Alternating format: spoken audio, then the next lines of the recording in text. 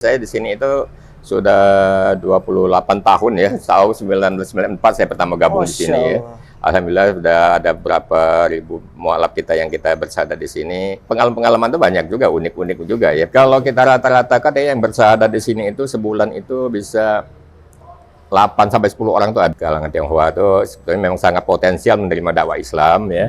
Tapi belum ada yang fokus berdakwah ke sana. Kita ada juga yang datang tiba-tiba nggak terima anaknya diislamkan, juga ada juga begitu datang tiba-tiba gebrak meja saya, datang berapa orang 3 orang 5 orang itu datang gebrak, saya nggak terima anak saya diislamkan, minta di.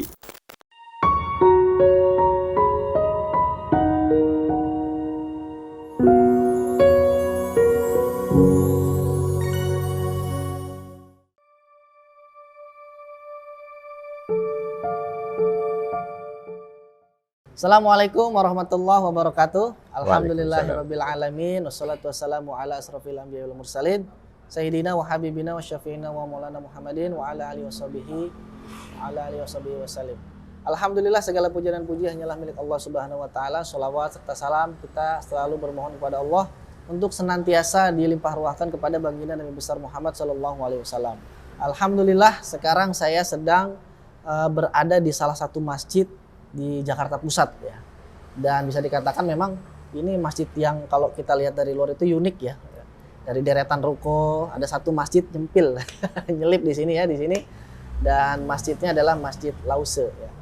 Adanya tepatnya di Jalan Lause di Jakarta Pusat. Jadi mungkin ini sudah banyak ya diliput oleh TV-TV dimanapun ya, TV-TV nasional, TV-TV lokal, baik itu konten-konten konten-konten kreator YouTube dan sebagainya sudah banyak diliput. Namun kedatangan saya ke sini bukan untuk meliput masjid ini seperti apa, tapi ingin ngobrol ya dengan salah satu pengurus masjidnya. Wah, ini kalau bahasa pengurus masjid itu, kalau bahasa Arabnya itu mardotillah sebenarnya, bukan marbot ya. Mardotillah itu adalah orang yang ingin mendapat ridhonya Allah dengan mengurus masjid atau rumahnya Allah. Dan insya Allah kita akan bersama Pak Yusman pada hari ini. Dan kita akan ngobrol lebih banyak karena ketika saya cari tahu tentang masjid ini, itu ternyata sudah ada sekitar pokoknya ribuan lah. Nanti tepatnya kita tanya ke Pak Yusman seperti apa. Kita langsung saja ke Pak Yusman. Assalamualaikum Pak Yusman. Waalaikumsalam. Sehat ya Pak Yusman? Alhamdulillah sehat. Gimana Pak Yusman kegiatan hari ini? Alhamdulillah rutin aja kita ya, Rutin aja jaga ya. di masjid ya. Ada berapa ini yang jadi pengurus masjid di sini Pak? Kalau sehari-harinya itu ada 8 orang ya. Oh, Ada 8 8. orang yang aktif setiap harinya. Itu bagiannya bagian apa aja tuh Pak? Masing-masing. Ya, ini ada yang ustadznya, ada yang mendampingin untuk mualaf misalnya berdiskusi, sharing tentang agama, kan ada juga yang bagian kantor ya, sekretariat gitu ya. Ada juga bagian bersih-bersih Masih ada ya, Masya Allah. Jadi memang saya coba mau ngobrol sama Pak Yusman ini terkait dengan kegiatan di sini. Dan tapi sebelum kita ke sana, saya pengen tahu dulu deh, mungkin pemirsa dan sahabat Wakaf TV ini belum tahu nih sejarah masjid ini seperti apa nih Pak. Bisa dijelasin nggak Pak? Yes, mungkin secara singkat Masjid Lause itu sejarahnya itu pertama didirikan yayasannya dulu ya. Nama yayasannya Yayasan Haji Karim Ui Cheng Hin. Gitu ya. Pakai nama Karim Ui Cheng Hin itu karena sosok Pak Karim Ui Cheng Hin itu patut untuk diteladani oleh generasi muda berikutnya, karena sosok Karim Ui itu dikenal di Indonesia ini. Beliau seorang turunan Tionghoa yang ada di Indonesia. Beliau seorang mualaf ya. Beliau juga seorang bisnismen yang cukup sukses, dan beliau juga nasionalisme cukup tinggi. Dia pejuang bersama-sama pejuang waktu di masa penjajahan Belanda itu. Dia banyak sekali andilnya dalam ikut berjuang. Dia pendiri BCA ya, pertama kali ya, dan juga dia menjadi mualaf dalam waktu singkat sudah menjadi tokoh agama Islam ya. Dia udah pernah jadi pimpinan Muhammadiyah dalam waktu singkat. Luar biasa jasa-jasa beliau, sehingga begitu meninggal dipakailah nama beliau sebagai nama Yayasan Karim Ui. Nah, waktu itu dipilihlah tempatnya di Jalan Lause ini, sehingga waktu itu berdirilah masjidnya ini dari yayasan itu tadi ya, tahun 1991. Oh, 91. Nah, 1991 dipakailah tempat sholat. Waktu itu statusnya masih sewa. Oh, sewa. Masih sewa ya.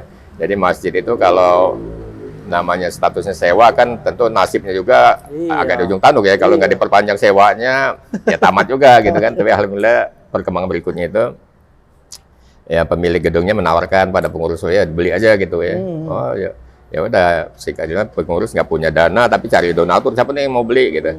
Siapa yang mau ini beli ruko ini gitu. Waktu itu masih ruko, bentuknya masih ruko, belum seperti ini ya. Belum seperti ini ya. Akhirnya waktu itu dapatlah singkat kita lewat Bapak B.J. Habibie. Oh, Masya Allah. Bapak B.J. Habibie yang membelinya satu ruko diwakafkan kepada Yayasan Karim. Oh, itu jadikan masjid, itu Masjid Lause. Masya Ya singkatnya waktu itu memang kita karena berada di Jalan Lause, diambil namanya juga jadi nama Masjid Lause gitu. Jadi agak unik juga kan, karena pendekatan kita memang untuk menyampaikan informasi Islam pada saudara kita dari kalangan Tionghoa yang ingin tahu Islam, atau mungkin mereka memang sudah pengen masuk Islam gitu, memang belum tahu. Tapi selama ini mungkin masih untuk datang ke masjid pada umumnya mungkin masih ada kurang enak atau kurang nyaman gitu, tapi dia lihat ada Masjid Lause yang bentuknya nggak seperti masjid umumnya, namanya juga familiar sama mereka, namanya pakai bahasa Mandarin, Lause. Mereka dengan senang hati aja datang ke sini. Seperti itu. Tujuan kita seperti itu. Kita memang pendekatannya kepada saudara kita dari Tionghoa supaya mereka bisa mengenal Islam lebih ramah, lebih dekat dengan pengurus-pengurusnya gitu. Jadi merasa nggak canggung datang ke sini gitu. Iya, memang betul sih. Kalau menurut saya juga tadi tuh dari katakan Pak Yusman itu dibentuk dengan desain seperti ini kan, biar teman-teman dari etnis Tionghoa itu nyaman, kayak di rumah nih gitu. Iya, jadi mereka nggak merasa masuk dalam masjid gitu ya, walaupun begitu masuk ini ternyata ya kegiatannya kegiatan masjid gitu. Iya, karena memang kalau menurut saya ya, kalau dari belajar baca-baca gitu, mungkin karakter orang kan berbeda-beda ya. Ada yang wah kita mau belajar Islam, kadang dia terhambat dengan orang yang di masjid tuh kayaknya sombong-sombong banget sih kayak gitu-gitu. Kan kayak saya niatnya mau belajar Islam gitu. Ini bagus sebenarnya kan gitu kan konsepnya. Alhamdulillah. Kemudian gini Pak, kegiatan di masjid ini tentunya ya pasti kan banyak ya. Nah ini saya mau tahu nih kegiatannya apa aja, apa semuanya terkait dengan yang berhubungan berbau-bau dengan Tionghoa atau tidak gitu, karena kan memang seperti ini. Ya kalau kegiatan masjid ya memang kita lebih fokus kepada menyampaikan informasi Islam ke kalangan Tionghoa ya. Memang fokusnya ke sana, kita mengambil lahan itu ya kalangan Tionghoa untuk menyampaikan Islam, karena kalangan Tionghoa itu sebetulnya memang sangat potensial menerima dakwah Islam ya. Tapi belum ada yang fokus berdakwah ke sana. Kita walaupun MUI ada ormas Islam yang lain, belum ada yang fokus menyampaikan Islam untuk ke kalangan Tionghoa itu. Nah, sehingga kita mencoba mengambil marketnya lah, pasar kita mungkin ke kalangan Tionghoa, kita sampaikan ke kalangan Tionghoa. Ternyata memang mereka sangat-sangat juga menanti-nantikan gitu loh ya. Begitu datang kita ada Masjid Lause, keberadaan Masjid Lause yang model penampilannya seperti ini kan, mereka ya alhamdulillah dengan senang hati datang ke sini tuh. Baik baru sekedar tanya-tanya tentang Islam maupun sudah punya niat pengen bersahadat, pengen menjadi mu'alaf itu, sehingga mereka merasa nyaman datang ke sini gitu. Masya Allah. Terus selain itu ada kegiatan lain nggak, misalnya kegiatan bulanan atau PHBI atau Hari Besar Islam? Kegiatan penting kita memang tiap harinya melayani itu ya, mereka tamu-tamu kita yang ingin tahu Islam dan ingin bersahadat, ingin dibimbing setelah bersahadat, itu tujuannya seperti itu kita di sini ya. Jadi tujuannya seperti itu kita. Tujuannya itu aja. Kita memang fokus untuk menyampaikan Islam, membimbing mereka bersahadat, dan membimbing setelah mereka bersahadat kan kita bimbing, kita bina supaya mantap keimanannya, Islamannya seperti itu. Nah kalau boleh tahu, sebulan ini ada berapa nih yang memang katakanlah datang ke sini untuk yang memang dia sudah jadi Muslim gitu kan?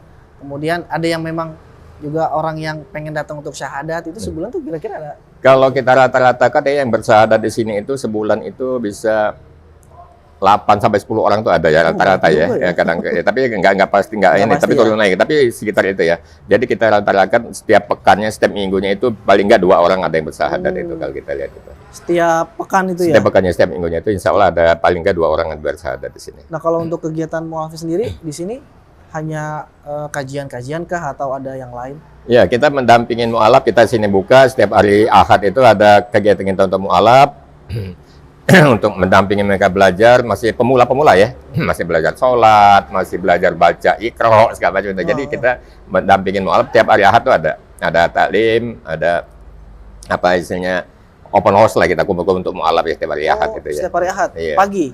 1 hari lah penuh lah, dari pagi sampai sore sampai asar itu biasanya ngumpul. Berarti kayak apa sih namanya?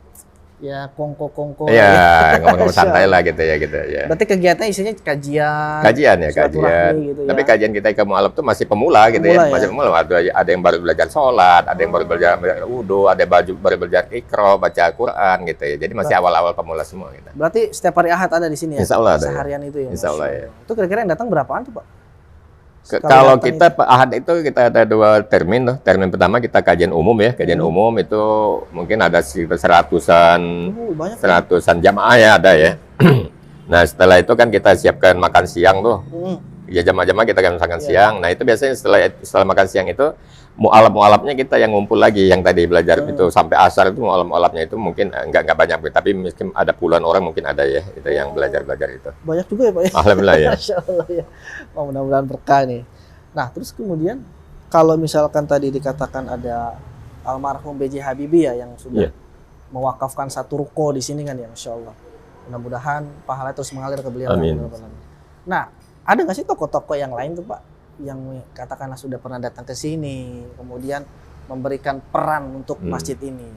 Ya alhamdulillah sih tokoh-tokoh baik nasional maupun internasional ya. Tokoh nasional banyak juga seperti. Assalamualaikum sahabat wakaf, berwakaf di BWA mudah loh. Cukup menggunakan handphone sahabat saja. Caranya, buka browser di handphone sahabat, lalu klik www.bwa.id. Scroll ke bawah, pilih salah satu program yang ada di BWA, lalu klik dan pilih donasi. Mudah kan? Ingat wakaf, ingat BWA. Nasional banyak juga seperti Pak B.J. Habibie itu waktu ya dia presiden, Pak SBY juga waktu presiden pernah ke sini, menteri-menteri juga banyak yang sini. Terakhir pejabat sini waktu Pak Anies Baswedan jadi gubernur DKI pernah juga ke sini. Dubes-dubes negara asing ya, negara khususnya Timur Tengah, negara Islam suka datang ke sini juga alhamdulillah sih ya. Jadi alhamdulillah ya untuk perhatian dari tokoh-tokoh itu baik di luar negeri maupun dalam negeri itu terhadap Masjid Lausu ini ya sangat baik gitu ya. Masya Allah, luar biasa. Nah Pak, saya itu tadi kan kita ngobrol sebentar ya di atas ya. Nah saya tertarik tuh dengan kisah Bapak tuh, cerita Pak Yusman itu menjadi seorang pengurus dan pembina mu'alaf ya di sini ya. Nah itu tadi cerita suka dukanya, wah itu luar biasa itu Pak. Ini kayaknya perlu dibagikan nih Pak ke pemirsa Wakaf TV nih Pak. Nah itu suka dukanya gimana tuh Pak? Coba ceritain Pak. Iya sebetulnya kalau bilang suka duka tapi saya anggap suka aja semua ya. Dukanya nggak ada duka lagi. Kita apapun kita alami kita anggap suka aja gitu ya. Yang alhamdulillah memang banyak sih pengalaman-pengalaman yang kita temuin selama saya di sini. Saya di sini itu sudah 28 tahun ya. Tahun 1994 saya pertama gabung di sini ya. Alhamdulillah sudah ada berapa ribu mualaf kita yang kita bersada di sini. Dan itu memang pengalaman-pengalaman itu banyak juga, unik-unik juga ya. Kita membimbing. Islam itu biasanya pilihan terakhir itu. Mereka biasanya sudah nyoba seagama yang macam itu, ada beberapa agama di Indonesia sudah dicoba semua. Biasanya mereka nggak menemukan kepuasan, nggak mendapatkan kepuasan, nggak dapat kecocokan mungkin ya. Sehingga dia pilihan terakhirnya dia jatuh pada Islam, dia coba-coba Islam, dipelajarin, wah dia tertarik ke Islam. Biasanya itu ya yang kebanyakan yang dari sana. Tapi ada juga pengalaman-pengalaman misalnya. Saya pernah bimbing satu keluarga lah gitu ya, satu keluarga bersahadat.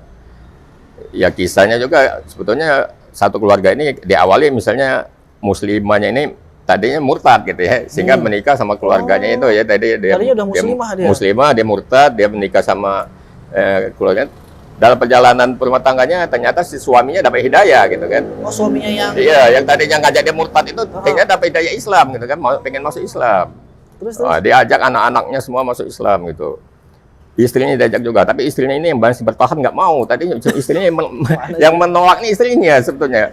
Sehingga tertunda berkali-kali kita ingin bersyarat batal lagi karena istrinya nggak mau gitu. Nah akhirnya kita coba pendekatan, ada apa sih dengan istrinya kok nggak mau? Ya kita tanya apa penyebabnya dia keberatan dengan masuk Islam, padahal keluarganya kan udah siap semua ya, suami anak-anak udah siap. Ternyata itu tadi pengalaman pahit dia ketika dia murtad, pengalaman pahit yang dialami dari keluarganya itu, ya tentu keluarganya marah kan, marah. Nah dia di situ mungkin masih merasa sakit hati, merasa dendam kepada keluarganya yang mengucilkan dia, marah segala macam, mungkin diperlakukan yang nggak baik, sehingga dia merasa dendam kepada keluarganya, sehingga dia nggak mau masuk Islam lagi, dia nggak mau. Nah, padahal keluarganya yang apa suaminya, anak-anaknya tuh udah siap sekali masuk Islam, sehingga kita panggil baik-baik si ibu tadi, kita ngobrol baik-baik, kita jelaskan siapa adanya itu. Akhirnya mulailah ibunya tergugah lagi, mulai dia menyadari dirinya salah selama ini, sehingga dia kembali ke jalan Allah juga. Akhirnya baru satu keluarga itu berlima, istri, suami, dan anaknya 3, akhirnya bersahadat semua. Itu alhamdulillah kita pernah nemuin seperti itu.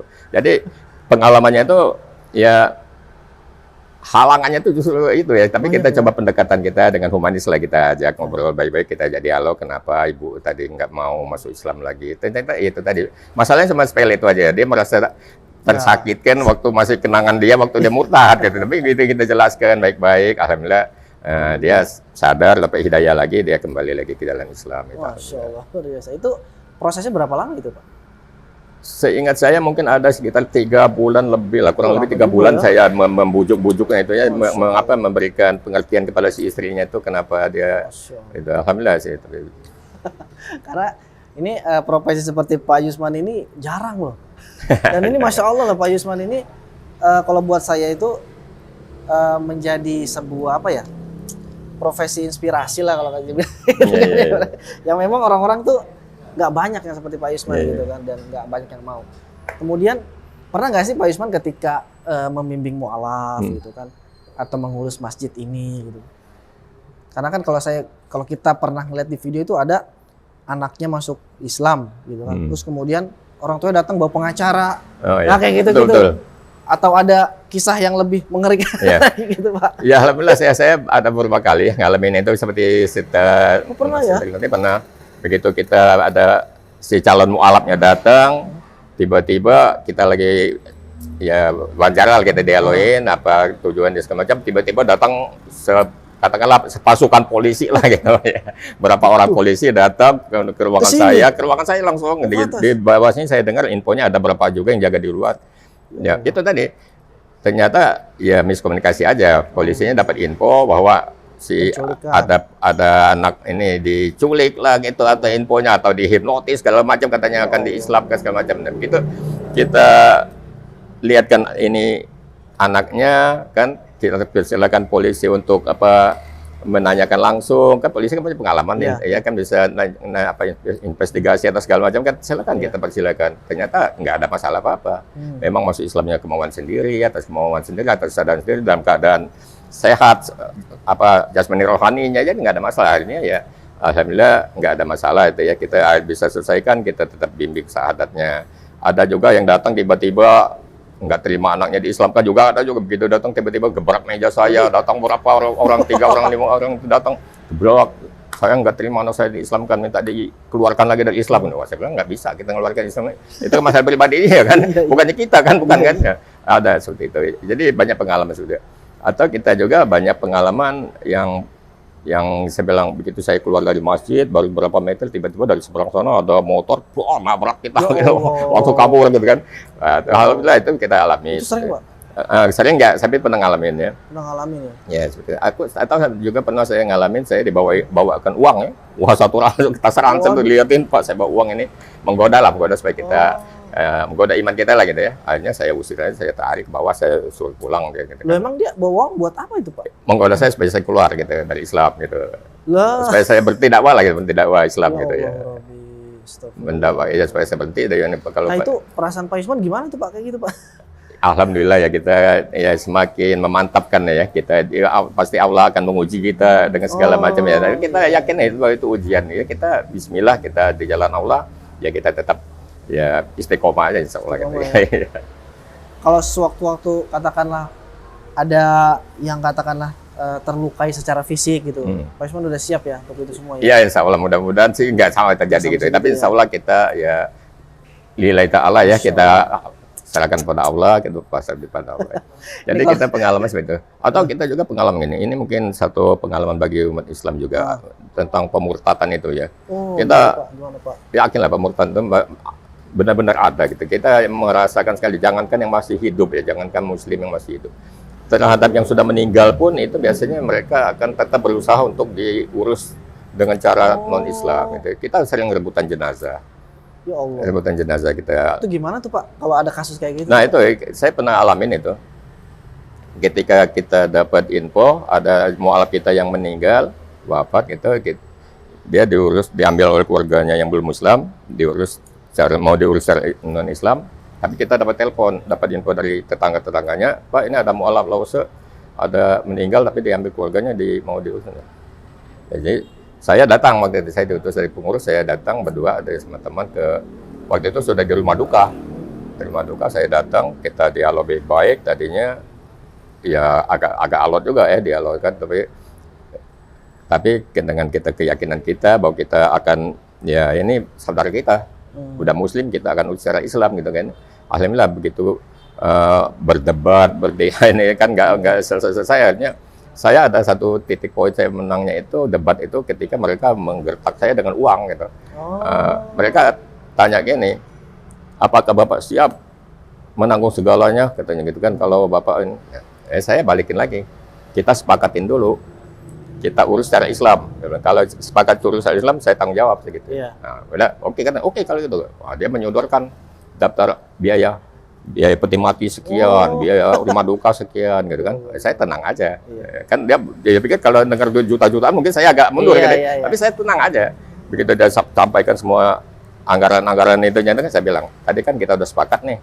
Akan diurus secara Islam. Iya. Nah, dalam Islam nggak ada peti mati, saya gituin. Nah, kita coret deh peti mati, saya bilang. Nggak dalam Islam. Nah, dalam Islam nggak ada rumah duka. Begitu meninggal langsung dikuburkan. Nggak boleh kita coret deh rumah duka. Begitu itulah dia merasa kalah di debat itu, mereka langsung bubar, langsung pulang semua. Akhirnya saya langsung telepon Rumah Sakit Islam, minta ambulan, diambil ambulan, langsung kita urus, kita bawa ke makam. Alhamdulillah seperti itu. Waktu itu ya kalau saya misalnya kalah gertak untuk mereka itu mungkin saya udah ada jarak ya, tapi enggak, alhamdulillah ya Allah kasih poinnya, kita menang poin bicaranya di situ. Betul Pak. Wah, itu sih kalau buat saya sih memang perlu mental yang kuat. Iya. Gitu kan. Waktu itu saya sendirian ngadepin keluarganya, mungkin mungkin 10 orang kan ada gitu, mungkin saya sendirian itu di ruangan difasilitasi oleh rumah duka itu kan, kita berdua. Ya tapi alhamdulillah sih. Begitu dan mereka gertak dengan itu, saya tenang gitu, saya tetap aja begitu ya, poinnya gitu kan, kita cara Islam kan nggak ada rumah peti mati, nggak perlu ya, udah halnya saya menang, udah ambil jenazahnya kita bawa pulang gitu. Berarti rumah duka nggak ada, peti mati nggak ada, ya udah dia mau apa lagi ya, udah. Saya telepon ambulan Rumah Sakit Islam datang, bawa ke ini, kita kubur baik-baik lagi di daerah Cengkareng sana itu, kita bawa ke sana kubur itu. Tapi Pak, ini kira-kira yang menjadi Muslim di sini udah berapa orang Pak dari awal terbentuknya? Iya, kita awal terbentuknya itu tahun 1991 itu belum mengadakan pengislaman di sini ya. Kita belum pengislaman di sini, kita setiap yang mau masuk Islam kita rekomendasikan ya ke Istiqlal, ke Masjid Sunda Kelapa, ke Al-Azhar, pokoknya macam-macam besar lah kita rekomendasikan. Nah, tapi begitu banyaknya permintaan mereka ingin bersahadat di Masjid Lause. Nah, itu barulah tahun 1997 kita baru melayani pengislaman di sini. Nah, itu sampai sekarang itu mungkin udah ada, kalau nggak salah 1.800-an ya, kalau nggak salah ya. 1.800, dan itu sebagian besar itu lebih, mungkin hampir 99% lah gitu ya, itu dari kalangan Tionghoa. Dari kalangan Tionghoa yang masuk Islam bersahadat di sini itu ya. Oh, itu mayoritas dari kayak. Iya, kalangan Tionghoa. Iya sih benar ya, karena memang merasa kayak di rumah. Iya, karena kita memang mengambil lahannya ini memang di daerah pecinan. Daerah pecinan ini kan memang daerah lingkungan mereka, yang mereka mempermudah mereka untuk datang untuk tanya tentang Islam, atau juga mereka punya niat pengen udah menjadi mu'alaf itu tadi, mereka lebih mudah datang gitu. Tapi kalau yang selain dari Tionghoa ada juga nggak Pak? Alhamdulillah ada sih, yang dari kalangan kita juga ada orang asing juga ada. Orang asing juga ada ya, saya suka bimbing orang bule, orang Amerika, orang Jerman, orang itu ya, atau orang India, orang itu ada sih. Tapi Pak, kebanyakan gini Pak, saya mau tanya, kebanyakan dari saudara-saudara kita yang masuk Islam di sini tuh alasannya apa sih mereka tuh, kalau boleh tahu? Ya kalau kebanyakan itu perbandingan ya, perbandingan. Mereka udah banding-banding, saya bilang dari awal tadi, saya bilang bahwa mereka biasanya udah coba beberapa agama lah gitu ya. Mereka coba nggak menemukan kepuasan lah, mereka coba, mereka biasanya barulah terakhir pilihan dia Islam, dia coba pelajari Islam. Di situ mereka oh ini yang benar-benar saya temukan gitu, yang apa saya cari selama ini, seperti itu kebanyakan. Ada nggak sih yang datang ke sini tuh tiba-tiba gitu mau jadi Muslim gitu katakanlah? Karena saya mimpi apa gitu. Ada banyaknya pengalaman dari mimpi juga banyak, kayak dari pengalaman pergaulan juga ada. Tapi kita lihat juga banyak yang kami itu dalam keluarganya insya Allah sudah mulai ya saling bertoleransi, ya nggak ada masalah lagi. Kalau ada keluarga yang dapat hidayah, mereka izinkan gitu. Iya, kan, Alhamdulillah. Udah banyak kita yang orang tua yang datang menyaksikan anaknya untuk bersyahadat, alhamdulillah seperti itu. Karena kan kalau saya ngobrol sama teman-teman mu'alaf lainnya itu, memang stigma negatif terhadap Islam itu kan kenceng banget ya dari Ya, kalangan betul. Tionghoa itu kan sampai ya saya sering dengar bahwa memang agama apa aja boleh, asalkan jangan Ya Islam. betul itu Banyak poinnya gitu ya? situ, banyak seperti itu ya. Selama ini seperti itu. Tapi belakang tadi saya bilang tadi udah banyak mereka yang diantar oleh Diantar, keluarganya ya. yang belum Islam atau sahabatnya yang belum Islam mengantarkan temannya untuk bersyahadat, itu udah banyak. Alhamdulillah. Tapi kalau mau katakanlah mau syahadat di sini, apakah langsung bisa ngurus sertifikat dan sebagainya atau gimana? Iya betul, tapi kita akan berikan piagam keislamannya ya di sini. Piagam. Tapi ada tugas yang harus dia penuhin gitu ya. itu? Kita kasih tugas, dia harus bisa sholat, minimal dia hafal surah Al-Fatihah dan gerakan sholat dia harus hafal. Gitu. Yang kedua dia harus menghadirin taklim kita di sini paling enggak 4 kali dia hadir ikut taklim kita. Barulah setelah kita lihat itu baru kita berikan piagamnya gitu. Ya, jadi ada tugas untuk mereka. Jadi kita nggak langsung lepas aja begitu syahadat kita lepas, nggak, kita ikuti perkembangannya tadi, minimal dia udah bisa sholat gitu. Buat komitmen juga ya. Iya. Gitu ya. Karena kalau main lepas aja khawatir balik Khawatir lagi. juga. Jadi Karena kita kan- mencoba itu. Iya, karena kan kita juga ingin menjaga ya keislaman mereka. Betul. Kita juga punya tanggung jawab moral juga ya. Tanggung jawab Iya, kita betul. syahadat, kita ingin supaya minta istiqomah sampai akhir hayatnya dalam iman Islam itu. Masya Allah, luar biasa nih Pak. Nah, kemudian fokus dakwah daripada masjid ini tuh ke arah mana nih Pak? Apakah memang ada apa namanya menyebarluaskannya melalui apa dengan apa gitu? Ya, kita itu sebetulnya poin pentingnya dari Masjid Lause kepada Masjid Lause itu sebenarnya kita ingin memberikan sumbangsi pada bangsa Indonesia ini dalam hal menuntaskan masalah pembauran. Sebetulnya itu masalah pembauran yang kita ingin berikan sumbangsi kita. Kita mencoba pendekatannya itu melalui agama mayoritas. Pembauran itu akan tuntas gitu. Itu kita punya resepnya itu. Ya. Apa tadi Pak? Coba ulang Pak. Ya, jadi resepnya itu kita melihat masalah pembauran ya. Pembauran itu dalam hal ini kita pakai tanda kutip pri dan non pri ya. Pri non pri-nya itu dari Tionghoa. Kita melihatnya seperti itu. Pembauran itu akan tuntas kalau lewat agama mayoritas. Kita lihat gitu. Contohnya gini, kita ambil contoh negara tetangga kita lah gitu. Misalnya Thailand. Thailand itu mayoritas Buddha gitu ya. Begitu orang Tionghoa datang ke Thailand itu mereka langsung membaur dengan agama mayoritas, langsung menjadi Buddhis kita agama Buddha. Nggak ada masalah di Thailand. Atau mereka ke Filipina. Filipina itu mayoritas Katolik. Mereka akan membaur dengan agama mayoritas sana, nggak ada masalah di sana. Di Singapura juga gitu. Protestan Kristennya nggak ada masalah juga kan. Begitu di Indonesia yang mayoritasnya Islam, tapi sepertinya ada jarak. Itu tadi kan, seperti ada jarak dengan agama mayoritas Islam. Nah, kita melihat di situ sumber masalahnya, kenapa masalah pembauran di Indonesia itu masih belum tuntas lah gitu ya. Sehingga kita mencoba menawarkan debat agama. Bukan berarti harus masuk Islam. Masuk Islam apa enggak itu kan masalah hidayah. Hidayah kan haknya Allah, bukan hak kita ya. Tapi paling enggak bisa berdampingan, bisa ya saling dengan agama mayoritas itu saling hidup bersama lah gitu ya. Itu insya Allah nggak ada masalah pembauran. Ya. Itu yang kita tawarkan seperti itu. Jadi poinnya kita itu sebetulnya memberikan sumbangsi pada bangsa Indonesia ini bagaimana secara menuntaskan masalah pembauran gitu. Cuma kita lewat pendekatan agama. Masya Allah. Tapi memang poin-poin yang sudah dilakukan itu untuk pembauran itu seperti apa tuh Pak kalau tahu? Ya kita pernah suka mengadakan kerja bareng lah gitu dengan teman-teman kita dari non Muslim gitu ya. Kita misalnya hal-hal yang masih bisa kita kerjasamakan kita kerjasama gitu ya. Contohnya seperti apa? Contoh kita pernah mengadakan misalnya halal bihalal gitu ya. Halal bihalal itu identik Muslim ya secara Islam gitu habis lebaran gitu. Tapi kita isi yang partisipasi yang mengisinya ini kita saudara kita yang non Muslim, dia main kecapi yang alat musik Cina itu tapi non Muslim gitu kan, atau dia bikin kaligrafi itu kan kaligrafi Mandarin nih. Itu kan mereka juga kadang non Muslim dia bikin. Kita undang. Atau waktu itu kita juga pernah mengadakan waktu masih zaman Orde Baru itu masih penataran P4. Kita adakan penataran P4 pembauran. Kita gabungkan antara pri dan non pri hampir 1 minggu bersama-sama kan otomatis membaur tuh. Alhamdulillah kita ada beberapa hal yang kita coba menggabungkan atau suatu kegiatan yang mencampurkan antara lintas agama, lintas suku lah gitu ya. Insya Allah itu jadi poin-poin kita yang bisa diterima dengan baik mereka, sehingga kita juga menjadi suatu tempat yang menjadi tujuan saudara kita yang ingin sharing, diskusi masalah pembauran. Banyak yang datang ke sini, baik mahasiswa, baik dari kalangan agama-agama yang lain, datang ke Masjid Al-Aqsa ini, sekadar sharing bagaimana masalah pembauran itu. Bahkan kita pernah kedatangan dari mahasiswa dari USA sana, dari Michigan, Amerika sana, pernah datang ke sini dialog tentang itu, tentang pembauran itu. Oh, tentang itu.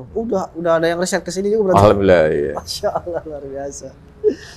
Nah, kemudian ini Pak, tadi saya masih tertarik dengan kisah mu'alaf itu Pak, yang memang beragam macamnya.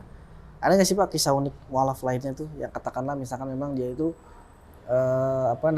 dimusuhi sama keluarganya ketika dia mu'alaf dan lain sebagainya gitu.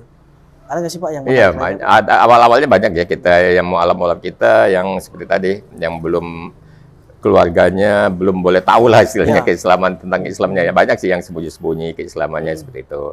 Nah, tapi kita selalu menekankan pada mu'alaf kita itu perbaikin akhlaknya itu ya. Akhlak aja. Dia begitu dia masuk Islam, walaupun dia belum bisa terang-terangan dia keislaman, dia tunjukkan akhlaknya yang baik aja, akhlaknya yang mulia. Dia harus hormat pada orang tuanya, harus lebih hormat dari sebelumnya, lebih sayang, lebih peduli. Insya Allah dengan tadi mungkin awalnya menolak, kalau melihat keluarganya, anaknya tadi masuk Islam menjadi luar biasa baiknya akhlaknya, ya siapa tahu itu juga hidayah pada mereka yang tadinya memusuhi, berbalik menjadi dapat hidayah masuk Islam itu. Alhamdulillah kita seperti itu. Kita banyak kejadian seperti itu. Banyak mereka kita suruh pelan-pelan, dia sembunyi-sembunyi dulu, tapi perbaikin akhlaknya, bikin akhlaknya yang mulia di dalam keluarga itu. Insya Allah itu juga jalan hidayah keluarganya untuk dapat hidayah Islam itu. Amin. Masya Allah, luar biasa. Terus satu lagi nih Pak, mungkin yang saya pengen tahu itu terkait dengan apa yang Bapak lakukan dari tahun 94 ya? 4 ya. Sampai sekarang ini. Ini kan sebenarnya, saya mau tanya dulu, Bapak sebelumnya belajar nggak sih di tempat lain terkait dengan pengurusan kayak gini-gini? Saya sebetulnya enggak belajar ya. Saya tuh memang dari mudanya lah, zaman saya muda-muda mahasiswa itu salah satu hobi saya itu koleksi masjid gitu. Koleksi masjid, dan saya senang ke masjid-masjid itu. Sehingga waktu itu saya tahun 94 itu saya baca berita ada tentang Masjid Al-Aqsa gitu, tentang Masjid Al-Aqsa ini ya. Saya dapat baca berita ada Masjid Al-Aqsa, saya coba datang ke sini. Wah, kayaknya menarik juga. Akhirnya pengurus juga waktu itu ya mengajak saya terlibat juga. Akhirnya itu aja tiba-tiba. Saya nggak punya basic sekolah agama ya, tapi saya karena kecintaan saya suka ke masjid, akhirnya saya ketemu Masjid Al-Aqsa ini kok cocok, kayak saya gabung sini. Masya Allah. Karena gini, mungkin pengalaman kali ya Pak Yusman juga ya. Nah, kalau boleh tahu itu tips-tipsnya itu Pak, gimana tuh Pak? Biar kita bisa, katakanlah gini, yang nonton nih, biar yang nonton itu tahu nih, kayaknya saya itu lebih ke kayak Pak Yusman deh, gitu katakanlah gitu kan. Ini gimana nih Pak caranya? Ya Pak, pertama kita berkecimpung sehari-harinya itu berhadapan dengan mu'alaf ya. Mu'alaf yang itu perlakuan khusus yang harus kita lakukan. Kita paling sabar, kita harus sabar banget menghadapi mu'alaf itu. Bagaimana berdakwah kepada mu'alaf itu kita mungkin melihat menyampaikan kepada mu'alaf itu sosok Allah itu dari sisi yang Allah itu Maha Rahman, Maha Pengasih, Maha Penyayang, Allah Maha Penerima Tobat, Maha Pengampuni. Jadi kita nggak menyampaikan bahwa Allah itu ini dosa, ini haram, ini neraka. Kita nggak sampaikan itu. Kita sampaikan Allah itu Maha Pengampun, Allah itu Maha Pengasih, Penyayang. Karena kalau kita sampaikan ini dosa, haram, masuk neraka, dia bilang buat apa saya masuk Islam, masuk neraka juga gitu kan. Saya ini pengen masuk surga, masuk Islam nih kan gitu. Jadi sehingga kita sampaikan. Jadi yang penting jangan syirik. Jangan berbuat syirik. Itu yang penting. Allah akan ampuni dosa-dosa kita, semua dosa-dosa kita, salah kita kalau kita bertobat minta ampun, kecuali dosa syirik kan. Nah, kita sampaikan itu. Jadi yang paling penting akidahnya mantapkan Tuhan itu Allah titik. Jangan sampai punya keyakinan selain Allah ada Tuhan lain. Itu kita mantapkan itu, mereka udah mantap, insya Allah ibadah-ibadahnya itu mereka akan menyesuaikan, akan mengikuti itu ajaran-ajaran sebenarnya itu nanti. Tapi kita sampaikan itu tadi, kita melihatkan Allah itu Maha Pengampun. Karena mu'alafnya kita nggak bisa langsung saklek menyampaikan. Nah sehingga waktu itu saya sejak bergabung sini itu dari beberapa tahun yang lalu itu saya memperjuangkan ide saya supaya dibuatkan fikih mu'alaf, buku fikih mu'alaf itu ya. Alhamdulillah kira-kira mungkin 3 tahun 4 tahun yang lalu itu sebelum pandemi, ketika ada fokus grup diskusi di Basnas dan MUI, Kementerian Agama dan ormas Islam yang lainnya, saya sampaikan ide itu untuk buatkan buku fikih mu'alaf. Alhamdulillah waktu itu disambut dengan baik ide saya, usulan saya, sehingga ada terbitlah udah buku fikih mu'alaf itu dari MUI dan Basnas waktu itu yang menerbitkannya itu. Itu buku fikih mu'alaf itu buat apa itu Pak? Apa buat pembimbingnya atau buat mu'alafnya tuh? Ya itu untuk pembimbingnya dan mu'alafnya juga. Jadi pembimbingnya menyampaikan mu'alaf tuh kita punya referensi gitu loh. Kita kan kalau mu'alafnya bisa bertanya sesuatu misalnya yang kita katakanlah ini ya agak susah menyampaikan ke mu'alaf ya, tapi kita harus punya pegangan gitu loh. Misalnya ambil contoh ini. Kita ambil contoh satu pertanyaan mu'alaf yang sangat sulit kita jawab itu. Kalau misalnya suami istri ini tiba-tiba salah satu dapat hidayah atau istrinya dapat hidayah masuk Islam. Dia tanya, apakah saya harus cerai dengan suami saya? Kan kita repot menjawabnya itu. Kalau saya cerai, ya bubar rumah tangga saya. Mungkin dia nggak jadi masuk Islam itu ya. Kalau kita bilang iya, nggak apa-apa, ya ini hubungan dia suami istri gimana? Dan itu tentu ada yang mengatakan zina segala macam. Kan ini kan satu problem bagi kita pembina mu'alaf untuk menyampaikan kan. Nah kita pelan-pelan lah menyampaikannya. Kalau kita punya referensi pegangannya, ya kita bisa sampaikan gitu. Ya apakah kalaupun masih boleh berapa lama waktu toleransinya gitu kan ya. Nah seperti itu. Jadi problem-problem pembina mu'alaf tuh menghadapi mu'alaf tuh ya banyak hal-hal yang kita belum bisa saklek menyampaikan apa adanya. Gitu. Berarti apa namanya sudah ada ini ya Pak ya? Maksudnya yang meneruskan Pak Yusman nih? Yang meneruskan Pak Yusman nanti udah ada gitu? Yang kemana tuh ke? Yang untuk tugas-tugas. Alhamdulillah insya Allah ya selalu Allah ganti. Silih berganti aja insya Allah ada. Karena kan biasanya kan yang memang spesifik seperti orang yang memang Pak Yusman ini susah nih. Nah, ya enggak juga lah, insya Allah ada, ya Allah selalu. Itu yang pertama saya sampaikan ide pertama itu bahwa tentang buku fikih mu'alaf untuk menghadapi mu'alaf. Yang kedua ada problem mu'alaf yang sering kita temuin itu.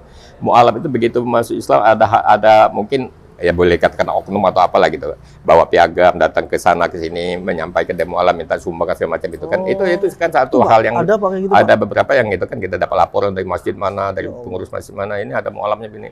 Nah itu saya pernah udah sampaikan ide itu supaya dibuatkan semacam karena mu'alaf center. Mu'alaf center itu kita konsepnya mungkin seperti BLK Balai Latihan Kerja gitu ya. Jadi mu'alaf yang masuk Islam bisa dimasukkan di sana, bisa dikasih pelatihan untuk keterampilan untuk bekal hidup dia lah, dan juga memantapkan iman Islamnya itu.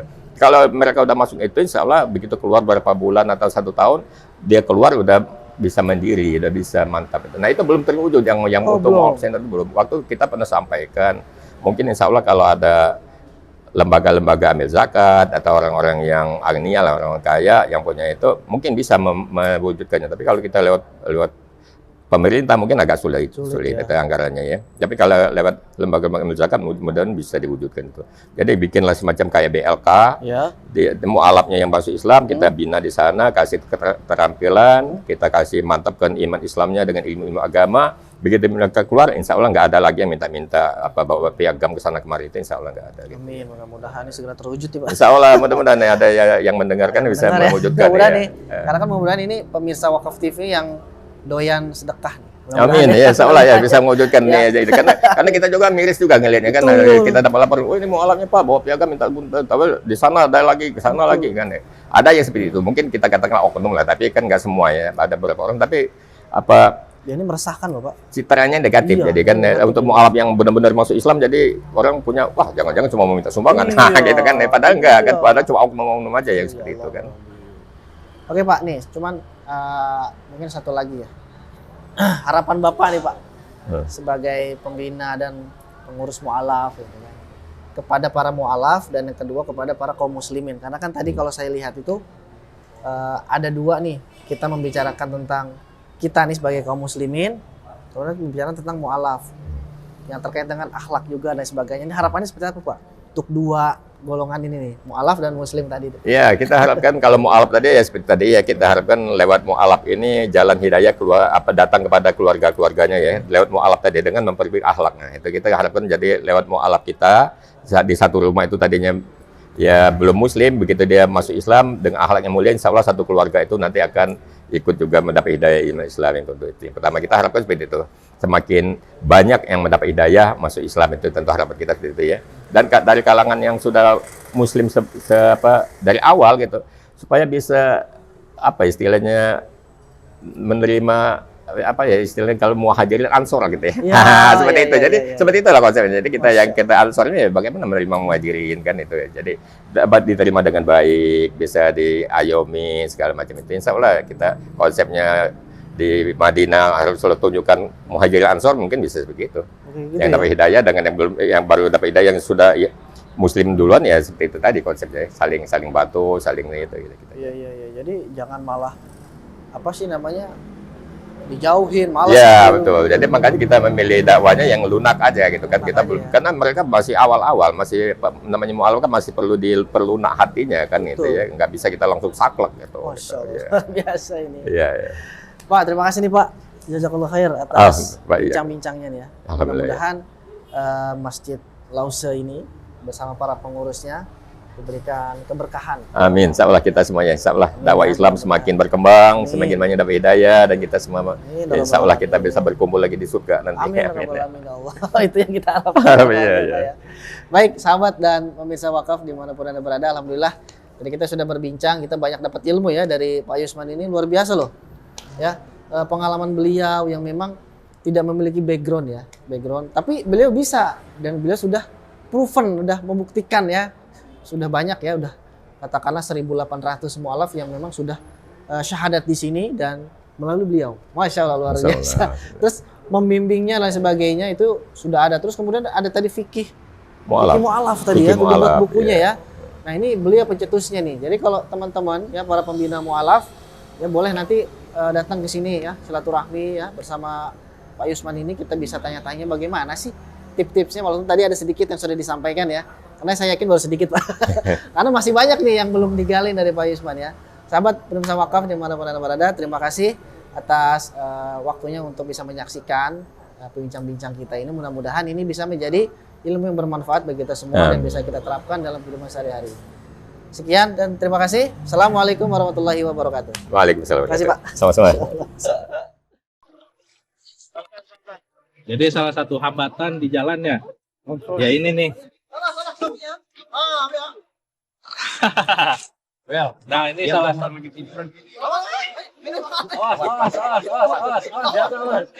Hampir aja nih kawan kita jatuh ke sungai. Jadi memang salah satu hambatan kita itu kalau masuk ke pedalaman ya seperti ini salah satunya. Belum lagi kayu-kayu itu pada muncul dari dasar sungai. Jadi memang perlu kehati-hatian dan tingkat risikonya juga tinggi, besar ya.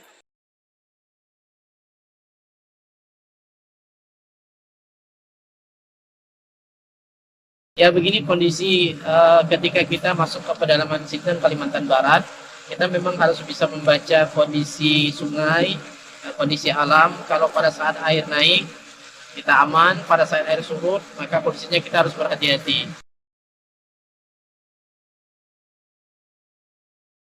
Pada siang hari ini kita akan berangkat menuju Desa Mentatai. Dalam perjalanan insya Allah bisa ditempuh nanti bersama dengan tim kurang lebih 6-7 jam. Pada malam hari nanti kita akan bertemu dengan warga umat Islam yang ada di pedalaman Desa Mentatai.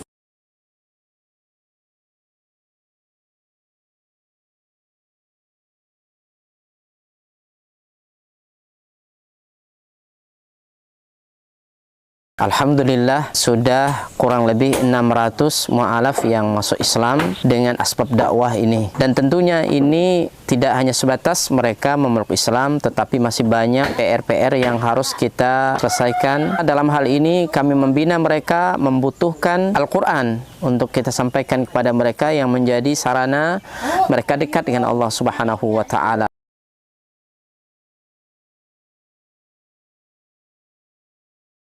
Kami berharap dan mengharapkan bantuan dari seluruh kaum muslimin untuk mensupport dakwah ini dengan berwakaf Al-Quran di Badan Wakaf Al-Quran.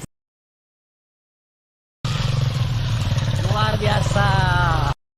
Kaum muslimin yang dicintai oleh Allah Subhanahu wa Ta'ala, perlu kita ketahui bahwa pondok ini sangat dibutuhkan karena memang di sini sangat minim akan bahkan mungkin bukan lagi dikatakan minim, memang tidak ada lembaga semacam pondok pesantren yang berdiri di Desa Nangatempunak ini. Yang kedua adalah kerusakan akidah. Ya, jadi di sini jika tidak ada pesantren ini rusaknya luar biasa. Apalagi memang pemurtatan sangat kuat di Desa Nangatempunak ini. Jadi memang misionaris-misionaris itu masuk kemari itu dengan materi yang kuat, ya, dengan iming-iming yang kuat. Dengan adanya pondok pesantren ini mengkader anak-anak para mualaf, ya, dari suku Dayak yang berasal dari pedalaman ini sangat mudah. Jika mereka sudah belajar agama, kemudian mereka sudah paham dengan agama dan mereka sudah hafal Quran, mereka akan kita kembalikan ke kampung-kampung mereka.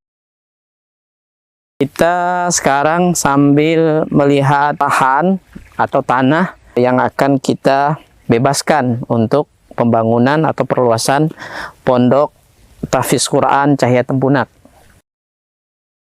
Lokasi ini adalah lokasi yang bebas daripada banjir dan luasnya kurang lebih 4 hektar, dan insya Allah di sini nanti akan kita bangun sarana ibadah, kemudian sarana untuk tinggal mukimnya para santri, kemudian aula belajar dan pertemuan para santri.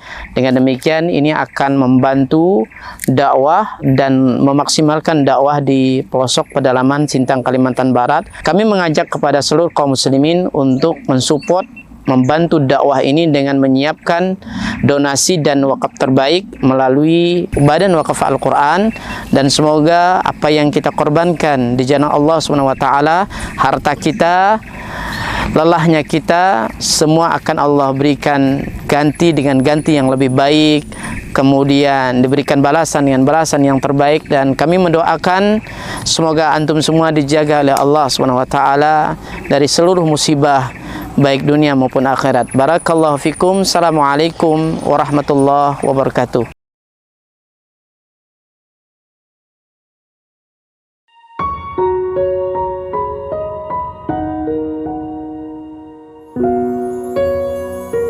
Thank you.